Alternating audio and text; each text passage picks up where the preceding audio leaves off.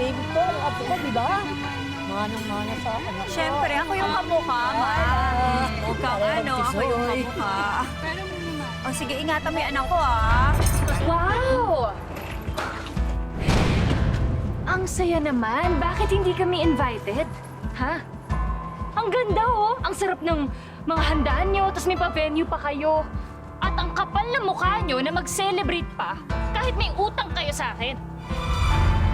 Ginagawa mo dito, Hazel? Tsaka paano mo kami nahanap? Kasi tanga ka.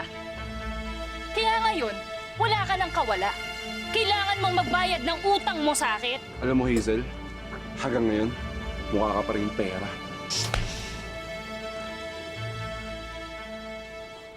Alam mo, ikaw, napaka-desperada mo.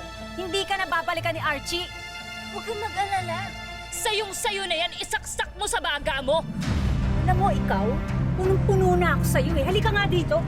Alam mo rin ikaw, mas punong-puno ako sa'yo dahil hindi ka nabuntis ngayon. Ang dami mong utang na sampal sa akin!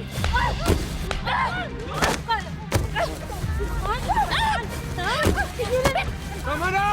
Ano ba? Ano ba? Tama na! Tawan niyo ako! O di ba, Hazel? Tingnan mo na kami ni Carla! Sinisira mo lang buhay namin eh! Ikaw ang sumisira sa buhay ko!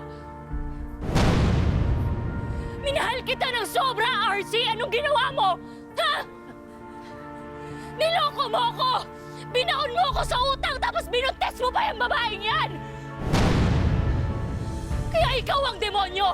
Wala kang ibang gagawin kundi bayaran yung utang mo sa akin! Ano tinitingin-tingin mo? Bakit? Ah! Tama na!